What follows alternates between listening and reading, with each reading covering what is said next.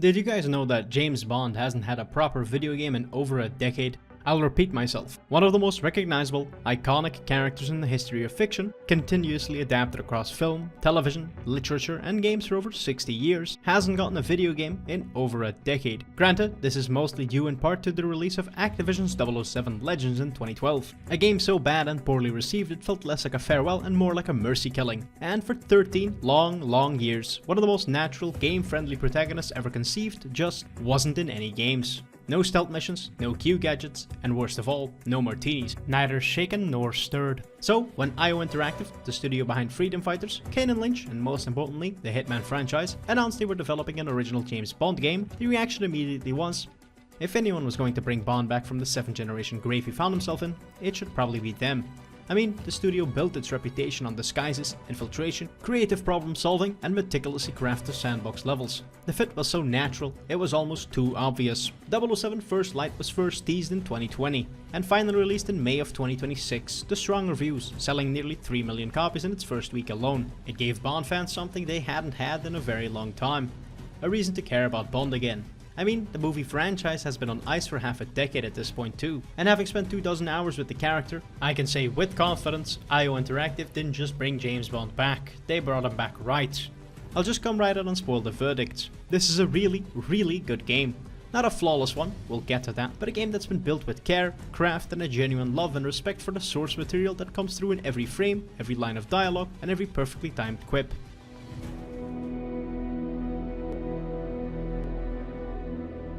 So, before we get into talking about the game, I want to talk about the studio a little bit first, because I think IO's identity as a developer is inseparable from why First Light works as well as it does. IO is one of the very few AAA developers left that I'd describe as genuinely trustworthy, and I don't mean that in a parasocial, oh we're friends way, I mean that in the most practical, consumer-friendly sense. They don't do live service pay-to-play systems, they don't sell battle passes, and they don't bury meaningful content behind mountains of cosmetic microtransactions. They make complete, polished single-player games that they support with free content updates and post-launch editions, and while doing so, they respect your time and your wallet in a way that has become increasingly rare in this day and age. The World of Assassination trilogy is the proof of concept. 3 games released across 5 years, each one building on the last, each packed with content and designed around replayability and player creativity. They pioneered something I'll call single-player as a service games. Continuous content drops, elusive targets, escalation contracts, featured contracts, bonus missions, and they did it without ever making the base experience feel like it was incomplete. You bought a Hitman game and you got a Hitman game. The extras were extras, but the foundation was still rock solid. And that philosophy carried over to First Light in ways that you notice. This is a $70 game with a 20-hour campaign.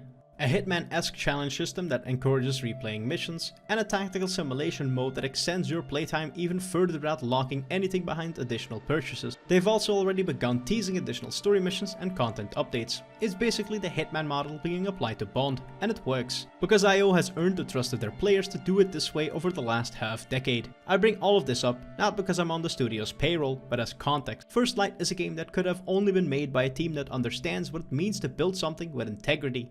The Bond license is the kind of property that, in lesser hands, could easily become a soulless vehicle for aggressive monetization, but IO treated it like what it was, a creative opportunity, and the game is better off for it. Let's start with what's clear from the jump. First Light is a gorgeous game. The locations are the obvious standout here. IO has always been exceptional at building spaces that feel like real places, environments so detailed that they seem like living worlds rather than gameplay arenas. See World of Assassination trilogy again. First Light takes that skill set and applies it to a handful of globe-spanning locations, each one distinct in tone, geography, and visual identity. And we also only ever spend a few hours at most in every locale, so it never feels like it's dragging its feet or that you're getting bored while playing through it on your first go. Iceland is the first of these locations, opening the game with grey skies and volcanic rock. It's cold, tense, and almost oppressive, instantly establishing that Bond is out of his depth in the situation he currently finds himself in. This is then instantly contrasted by the Malta section, sun-soaked with warm light and golden yellow sand. It serves as a sort of extended tutorial to get players acclimated with the game's deeper mechanics.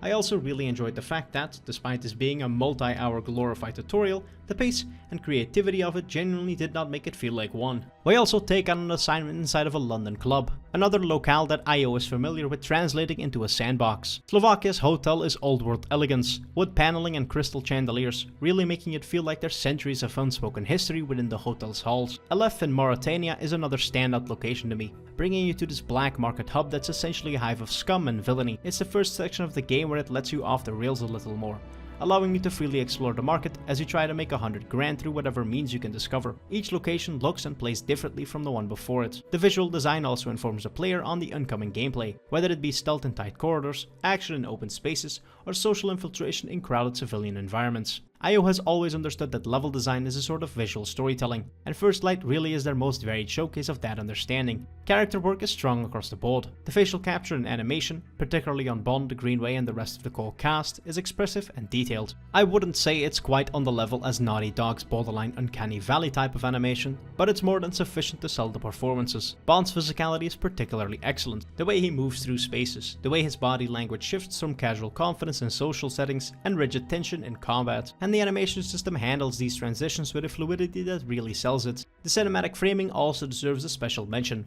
IO clearly has the Bond movies running on loop in the writer's room, and it really shows. The camera work during set pieces, the way cutscenes transition into gameplay, the lighting choices during dramatic moments, and how the cutscenes are framed, it all feels enforced by a deep understanding of how Bond stories are supposed to look. The sound also does a lot to sell the Bond fantasy, and the frontrunner here has to be the score. The Flight composed the soundtrack, and IO's reasoning was that they wanted someone who could blend cinematic orchestral music with modern electronic elements. The result, a score that feels distinctly Bond, without being a copy of John Barry's scores. And while the classic Bond themes are present, they emerge at key moments and feel earned rather than tossed in willy-nilly. But the primary score is something newer, and something that fits this younger, rougher version of the character. It's propulsive when it needs to be, tense when the mission demands it, and elegant when Bond is at his most charming. The theme song, First Light by Lana Del Rey, was co-written and produced by David Arnold, a genuine Bond film composer, and when I first heard it after beating the Iceland intro, I locked the fuck in, because I knew I was in for some genuine prime kino. The voice performances are excellent and worth discussing on their own, because the cast is one of First Light's greatest assets. Patrick Gibson as Bond is the foundation everything rests on, and he delivers in spades. This is his first video game role, which makes the quality of the performance all the more impressive. Gibson's Bond is young, sharp and a little reckless. He hasn't yet become the fully polished 007 of the films, and Gibson captures that in-between state perfectly. He's got the charm, the swagger and the casual arrogance that the character demands. But there's an undercurrent of someone still trying to prove himself that keeps it from feeling like a poor impersonation. You can feel the DNA of Connery's cool, Moore's wit, Craig's edge, but he's also clearly building his own version of Bond, rather than just cosplaying as someone else's. Lenny James as John Greenway is the other standout. Greenway as Bond's reluctant mentor, a former 00 agent who clearly thinks Bond is a liability. And in fairness, he is for most of the game. But Greenway could easily become a one-note grump in a lesser game. Instead, James gives him layers. The reluctance feels earned. The moments where Greenway's guard drops, where you see he's genuinely impressed or concerned with Bond's antics, are played with a restraint that makes them hit all the harder. The supporting cast also deserves some recognition. M carries authority. Q is warm and slightly exasperated in the way the best Qs always are. Moneypenny is sharp and enjoyable, even when she is just a voice in your ear. And Lenny Kravitz brings a charismatic menace to Bomba. Even the smaller roles such as Cressida Bright and Lennox Monroe, two of Bond's fellow 00 initiates, are played with enough personality that they feel like fully fleshed out characters rather than afterthoughts, and when the game suddenly writes them out of the story around a third of the way in, it left me a little wanting.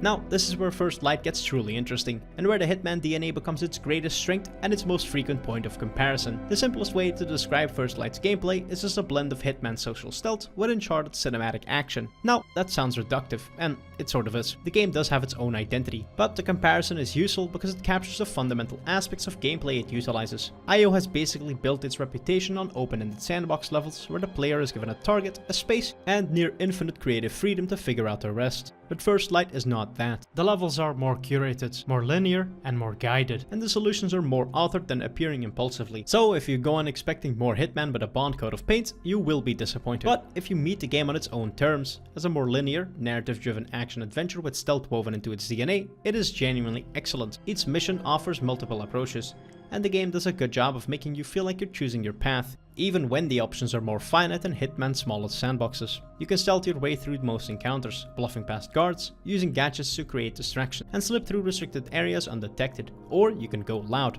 and fraction half a dozen jaws in the process. More importantly, the game supports both equally, constantly shifting the conditions so that you can't just default to one approach for the entire game. That adaptation is one of First Light's best qualities.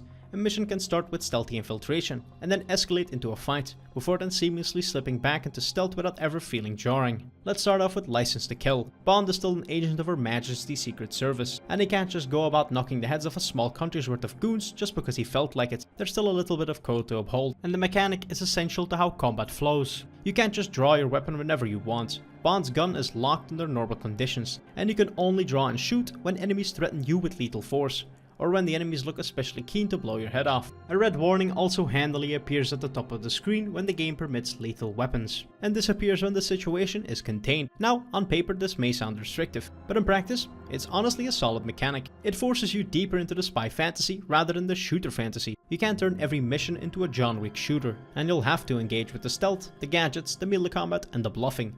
You'll have to become Bond, and not just a generic action hero. And when the License to Kill does activate, the music shifts, the banner appears, and you finally get to pull the trigger, it feels earned.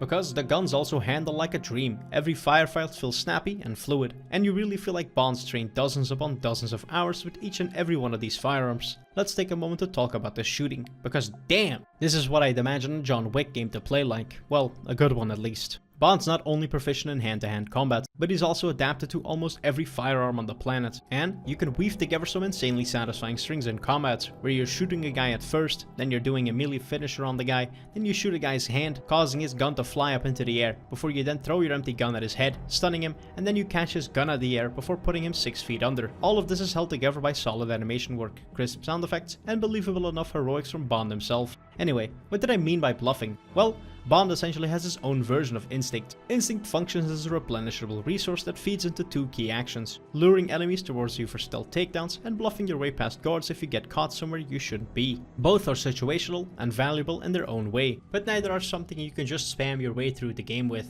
You replenish Instinct by incapacitating guards with takedowns, which creates a neat economy. You spend it to set up a stealth takedown, and the takedown pays you back, but you're always operating on a budget, and you can't just lure every guard in a room one by one. You have to be selective and read situations, deciding whether this is the moment to spend some or hold on to it. And that decision making adds a layer of tension to the stealth that keeps you from ever feeling autopilot. It's a small system, but it plays into everything. Aside from Instinct, James Bond also has a small pocket full of Q gadgets at his disposal. First off are the Q lenses, and while not exactly a gadget, they are the underlying blanket for the rest of the toolkit. The Q watch is the first of these tools you'll get familiar with, and it allows you to sabotage electrical items to distract enemies. And the other is the dart phone, which lets you fire a poisonous dart in order to make them sick. Handy to slip by unnoticed should a guard be particularly adamant about standing in a specific spot. Other tools at your disposal are the laser strap, handy for blinding enemies, the smoke pod, handy for blinding yourself, and the flash mine, handy for blowing a guy up. Each of these tools falls into one of two categories, and again, you'll have to recharge your gauges by collecting batteries or chemicals around the environment in order to keep using them. Now, for anyone who's played the latest Hitman games,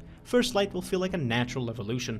You could feel the exact same design philosophy running through it, the attention to environmental detail, the way levels are structured as interconnected systems of routes and opportunities. The challenges also make a return, which asks you to replay missions with specific playstyles in mind and add another layer of optional complexity to the game.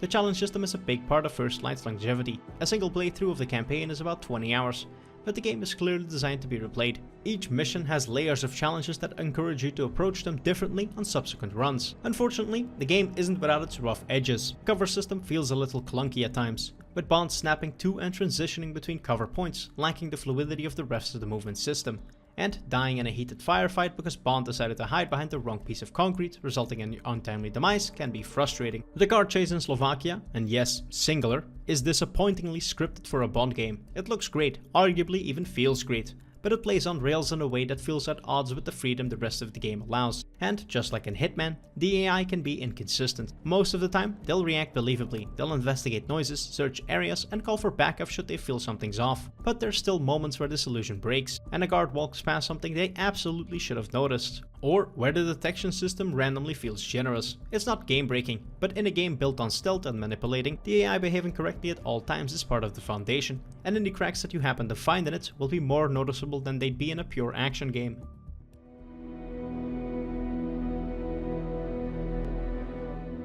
Bond has been portrayed by 6 actors across 25 films, 6 decades of time between the first movie, 1962's Dr. No, and the latest, 2021's No Time to Die. Each actor brought their own interpretation to the screen, and so making First Light an origin story was the right call, as adapting any specific era would alienate fans of every other era. Starting fresh with a young Bond, a new cast, and an original story gives IO the freedom to build their own version without being held back by anyone else's, and it gives the player something equally valuable, a starting point. You don't need to know the films, or have read Fleming, or know intricate details of the lore. You can walk in cold, and the game will still welcome you with open arms. The story opens with Bond, a 26-year-old Royal Navy air crewman whose heroics during an operation in Iceland catch the attention of MI6. From here, he is recruited into the newly revived 00 program, and gets thrown into a conspiracy involving a rogue spy, shadowy networks, and a threat that escalates from personal to global scale across the game's main campaign. After the brief cold open, you get a training sequence at MI6. It's a smart piece of design that works on multiple levels. It introduces you to the game's mechanics and systems in a way that feels organic rather than tutorialish. It immerses you in the world of MI6 without needlessly dumping exposition, and it gives you time with the characters before the stakes escalate, so that when things go wrong, and they do go wrong, you care about the people involved. The globe-trotting structure is one of the game's greatest strengths. You're always on the move. Iceland to London to Malta to Slovakia to Mauritania to Vietnam, all the way out to Antarctica even. You're chasing leads, following threads, with each location revealing another piece of this massive conspiracy puzzle. It gives the game the same breathless, page-turning momentum that the best Bond books have, and across its entire runtime, it never drags. Each new location brings a different tone, new challenges, and new characters to meet, and the pacing is strong enough that you always want to see what's next. Gibson's Bond anchors the whole thing. This is a Bond who's still finding himself, talented enough to be dangerous, reckless enough to be a liability, and charming enough to talk his way out of situations he shouldn't be in. The quips come naturally and fit the established persona, that swagged out playboy confidence that the character has always had, but Gibson does layer in enough vulnerability and uncertainty that you buy this as someone who hasn't earned the number yet. He's not a finished product, he's the raw material, but watching him turn into 007 over the course of the game is genuinely engaging. His dynamic with Greenway is the emotional core and it works beautifully. Greenway is a man that's seen what the 00 program does to people and doesn't want to watch that happen again. And the slow thaw between them, the moments where respect starts to replace resistance, and the scenes where Greenway's experience and Bond's instincts complement each other is the kind of dynamic that gives a spy thriller its heart. I've purposely been vague in this chapter since I realize this is still a rather recent title, but I do want to pick out one specific little story beat that really hits the mark. There's this point in the game where 2 characters are suddenly taken out of the story, and you go to their apartment to retrieve something, and just getting to walk around this terribly quiet apartment, one that was usually so full of life and friendship, it's almost frighteningly haunting how well it's executed. And as you walk around and look at pictures of them, notes they wrote to each other, shoes and clothes strewn about, it hits you even harder, because it doesn't just take away the characters and move on to the next big shootout. It lets you sit in the misery for a few minutes. If there's one criticism I'd like to levy against the story, it's that the game occasionally leans a little too heavy on the cinematic delivery. Long drawn out cutscenes is followed by extended dialogue sequences, all while you're usually not doing much more than walking around. The gameplay builds momentum, but these meandering segments slow it down, a little too much sometimes, and I can't imagine it gets much better on subsequent playthroughs.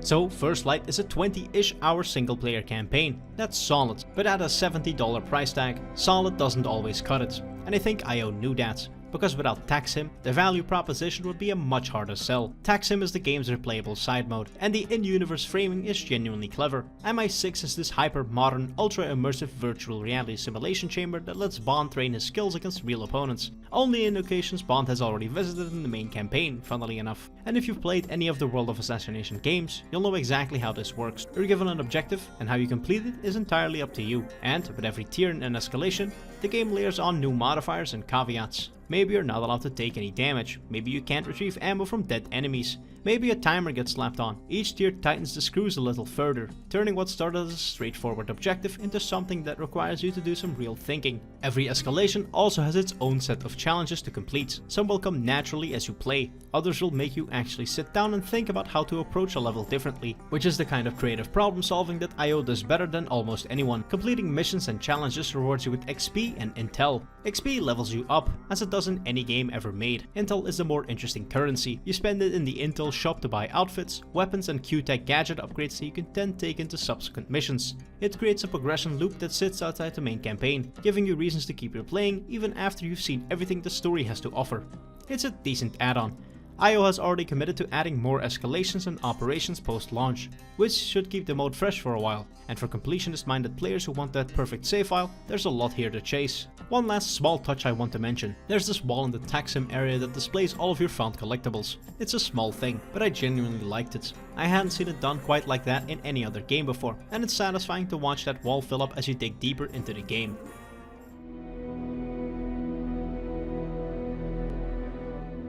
First Light genuinely is the Bond game we've been waiting for, not because it's perfect, but because it gets the things that matter right. It feels like Bond. That sounds simple, but it's the hardest thing to achieve, and the thing that every previous Bond game has struggled with to varying degrees. First Light captures the elegance, danger, charm, spectacle and spycraft of the franchise in a way that feels natural. When you're bluffing your way past a guard, or when you're slipping through a restricted area with a stolen keycard, or when the license to kill activates and the music shifts and you get to put 3 rounds into someone who really deserved it. I know this line has been done to death for every game, but you really do feel like James Bond. I feel like IO genuinely was the right studio for this game, and arguably the only one. Their craftsmanship, design philosophy, and respect for the player's time and intelligence all show up in the final product. It's a game made by people who truly care about what they're building, and that care is visible in every mission, gadget, and environment. Gibson is a great James Bond. He honors what came before, while building something that's clearly his own. Lenny James is exceptional as Greenway, and the rest of the cast is strung throughout. And while it's not the deepest sandbox IO has ever built, it does have something that Hitman never quite had, a story worth telling, characters worth caring about, and a momentum that carries you from the opening sequence to the credits. It's a different kind of game from a studio proving it can be more than just one thing, and it's a hell of a debut for their version of 007. And I for one can't wait for the eventual sequel, just don't make me wait 6 years for it. As always, thank you so much for watching to the end of this video. If you enjoyed, leave a like, a comment, hype the video if you're on mobile, and subscribe as I have 264 more games to cover. I've been Xenibus, more videos soon. Ish.